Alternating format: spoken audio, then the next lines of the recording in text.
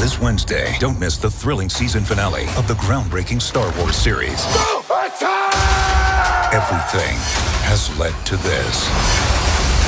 Star Wars Andor season finale streaming Wednesday only on Disney. Hello there.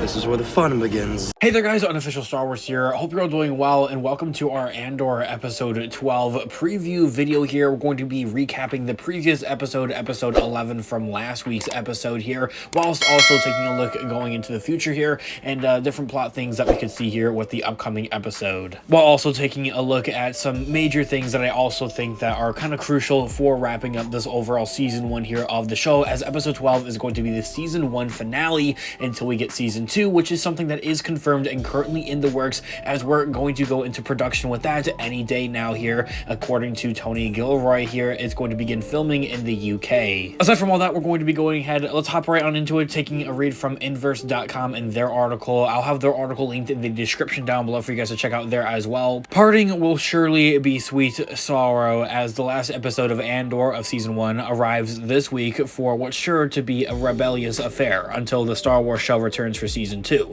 But what will happen in Andor episode 12, and more importantly, what time will be released on Disney Plus, into the regards of everything with that as well. First, we're gonna go ahead and recap episode 11 here, as inverse.com and their article reads. We began with Cassian and Rogue One partner Rusik Melshi scaling a cliff on Narcarnia 5 and trying to steal a quad jumper ship, only to be ensnapped by a Caradane named Cyclide Ak, which is the name of the species in his name, and his brother. Those two troll-like looking dudes. When pressed about their allegiances to the Empire, they revealed that they escaped as prisoners, no fans of the Empire, and the aliens are pleased to offer their junker spacecraft to scoot them off planets and back to the resort world of Niamos, where Cassian's personal effects were left. All of his, I guess, money and everything like that. On Ferrix, we have Marva, who unfortunately passes away simply from old age, leaving her grieving droid to be lonely and confused.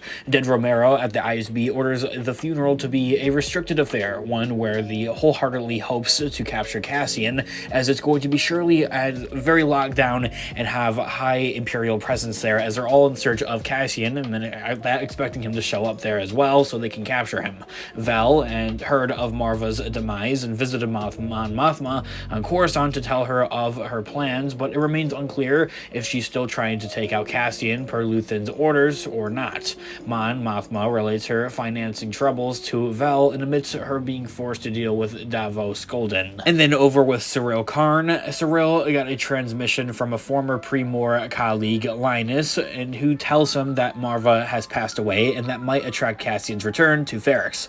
This resonates Cyril's vengeance, and he steals money from his mom's stash to pay for his trip to go over to Ferrix, is what can be presumed here. It's something I actually didn't really think about, but yeah, that makes honestly a lot of sense. Meanwhile, on Segro Milo, Luthen hooked up once again with Saw Gerrera to tell him his air support is not needed for Spellhouse Power Station assault, as he's decided to protect his ISB source, Lonnie, instead to let Anto Krieger and his men go down for the greater good. Leaving the planet, Luthen clearly dodged an Imperial arrestor cruiser with a barrage of countermeasures and an awesome space battle there as well, before, of course, escaping into hyperspace. Cassian communicates with a Federate on Ferrix, who tells him that Marva has perished and passed away, which sets our spy on a course for that planet to attend her funeral along with everyone else. That is everything that happened in the previous episode, and I have to take a moment here to talk about Cyril Karn stealing money from his mom. And I had no idea like what this would be for, but it makes a lot of sense that he would take this money to pay for his trip to get to Ferrix, to go ahead and like be a little bit nosy and I guess like over supportive of the Empire, essentially. Kind of just being there, saying that hey, I was there when they captured this guy Cassian Andor type of thing. That all being said, what can we expect to see here with Andor episode 12, the finale? The Empire is counting on Cassian returning to Ferrix in the wake of his stepmother's passing. No doubt Supervisor Dead Romero will be on hand with her death troopers to nab him at the funeral. Also making a beeline for the planet are Vel, Cyril Karn, and Luthen. Everybody's kind of coming back to Ferrix here, and all is coming circulating back around, essentially. Everything's connecting. Crashing this restricted ceremony might be the Empire's biggest mistake, as it should incite locals to stand up and fan the flames of the rebellion, especially when Marva's pre-recorded hologram is going to be played at her funeral, as she was a huge rebel leader. These events should galvanize Cassian to fully join the Rebel Alliance, a greater cause, something bigger, something that he's dabbled his toes in a little bit here with the Aldani heist and everything else that we've kind of honestly seen him do here in this show here as well. Meanwhile, the mission to assault the Empire's Spellhouse power station is murky. There's a chance Luthen changes his mind about alerting Anto Krieger and his crew about the bait set by the Empire, and Saw Gerrera might swoop in to save the day, with his pilots delivering air support to the attack. However, I don't really believe this to be the case. I think if for anything, Saw Gerrera will go with Luthen to Ferrix and give some type of air support there as an ambush slash attack there, I think is something that could be prominent and seen there as well. The whole thing going on with Krieger just doesn't make any sense. I don't think it's going to happen, and I think they kind of really let that one go in the previous episode with episode 11. That is everything that we're expecting to see here with episode 12. Of course, there's been tons of characters introduced and set up here throughout this entirety of this show here. Not all of them are going to be entirely completely wrapped up. I think just wrapped up just enough to give closure to the sense until we come across with season 2 here. That is where their stories will fully be told and fully wrapped up from there. I'm definitely looking forward to seeing how it all kind of concludes into a bigger type of story here and the bigger part of the galaxy here as well, how all these different characters are finally going to kind of come into face-to-face interactions with each other